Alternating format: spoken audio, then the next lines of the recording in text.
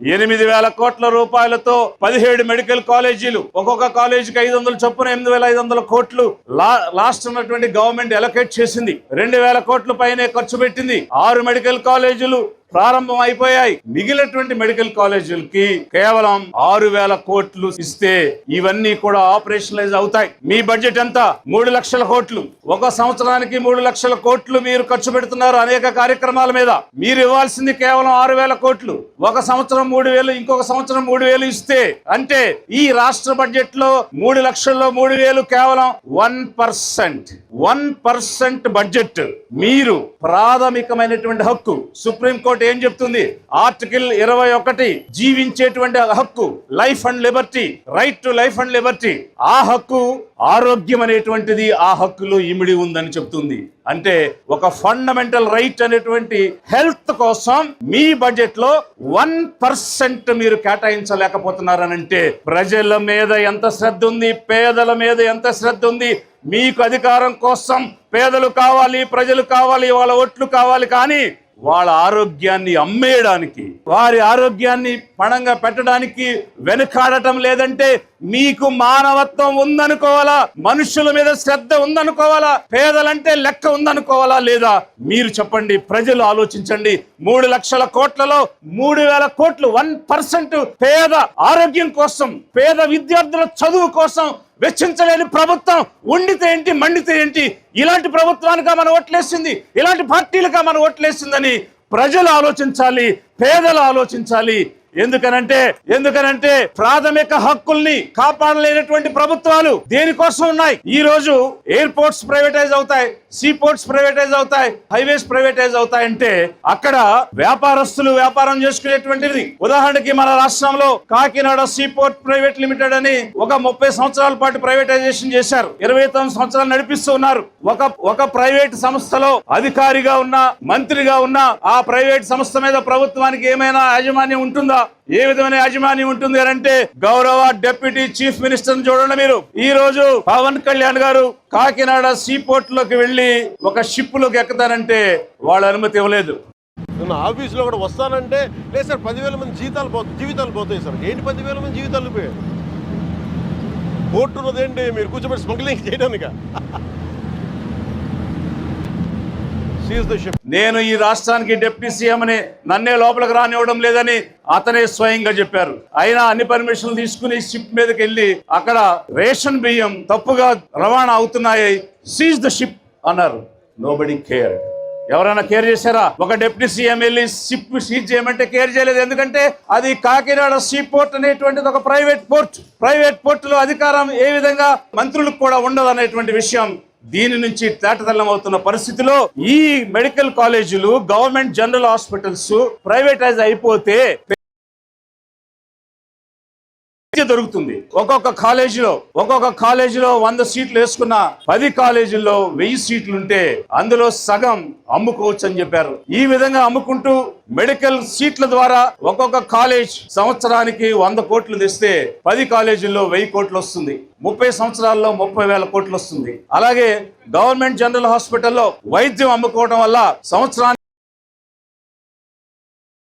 1000 కోట్లు వస్తే 30 సంవత్సరాలకి 30,000 కోట్లు వస్తుంది. అంటే కాలేజీల ద్వారా, హాస్పిటల్ ద్వారా 30 + 30 60,000 కోట్లు ఈ 30 సంవత్సరాలలో తమకు సంబంధించిన వాళ్ళు, తమకు ఎన్నికల్లో లంచాలు ఇచ్చిన వాళ్ళు, డబ్బు ఇచ్చిన వాళ్ళు బాగుపడటానికి, వాళ్ళను కోటీశ్వరులు చేయడానికి, పేదల ఆరోగ్యాన్ని పణంగా పెట్టి 60,000 కోట్లు మీరు దోచుకోండి, ప్రభుత్వ ఆస్తులు దోచుకోండి, భూములు దోచుకోండి, ఆరోగ్యం దోచుకోండి, వైద్యం దోచుకోండి అని ఈ ప్రభుత్వం పెడుతుంది. కేవలం 6,000 కోట్లు ఖర్చు పెట్టలేక.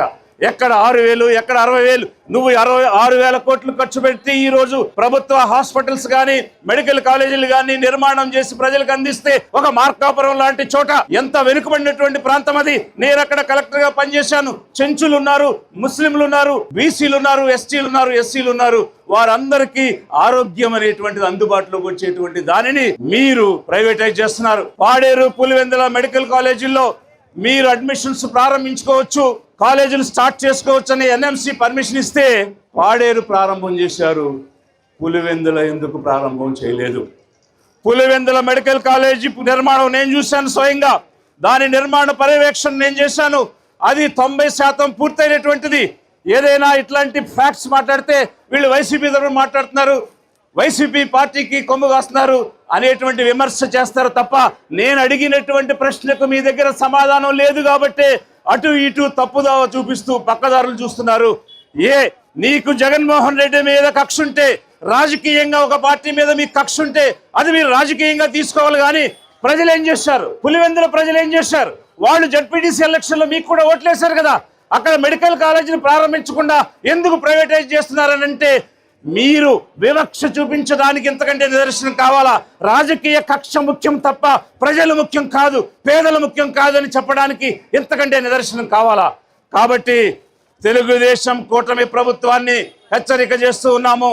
పేదలకు ఎక్కడ అన్యాయం జరిగినా, పేదలకు వ్యతిరేక నిర్ణయాలు ఎక్కడ తీసుకున్నా, అందుకోసం ఎవరు ప్రయాణించినా వాళ్ళతో కలిసి పనిచేయడానికి లిబరేషన్ కాంగ్రెస్ పార్టీ సిద్ధంగా ఉంది.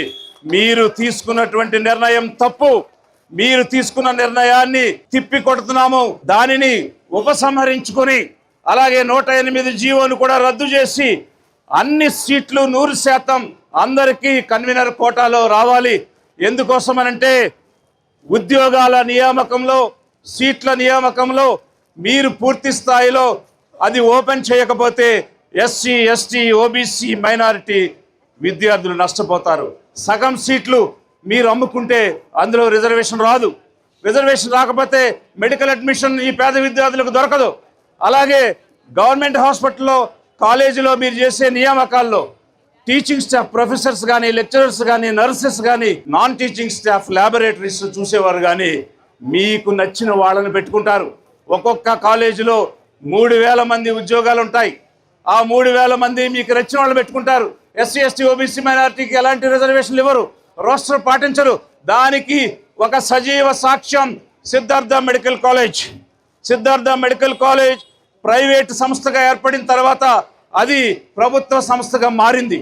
ఆ రోజు ఉన్నటువంటి ఉద్యోగస్తులందరినీ ప్రభుత్వ ఉద్యోగులుగా 30 సంవత్సరాల తర్వాత తీసుకుంటే సిద్ధార్థ మెడికల్ కాలేజీలో 2800 మంది ప్రైవేటుగా ఉన్నప్పుడు రిక్రూట్ అయిన వాళ్ళని గవర్నమెంట్ ఉద్యోగులుగా ప్రకటించడం జరిగింది. అందులో రాష్ట్రం లేదు, బీసీలు లేరు, ఎస్సీలు లేరు, ఎస్టీలు లేరు, మైనారిటీ లేరు. కేవలం ఆ సంస్థ ఏ కమ్యూనిటీ వాళ్ళు స్థాపించారో రేపు ప్రైవేటైజేషన్ అయిపోతే ఈ 10 కాలేజీల్లో కూడా ఎవరు నిర్వహణ చేస్తే వారి మనుషులే ఉంటారు తప్ప సామాజిక న్యాయం అనేది ఉండదు. ఈ సామాజిక న్యాయం కోసం, పేదల కోసం, పేదల ఆరోగ్య భద్రత కోసం మీరు ఈ నిర్ణయాన్ని, పీపీపీ నిర్ణయాన్ని ఉపసంహరించుకోండి.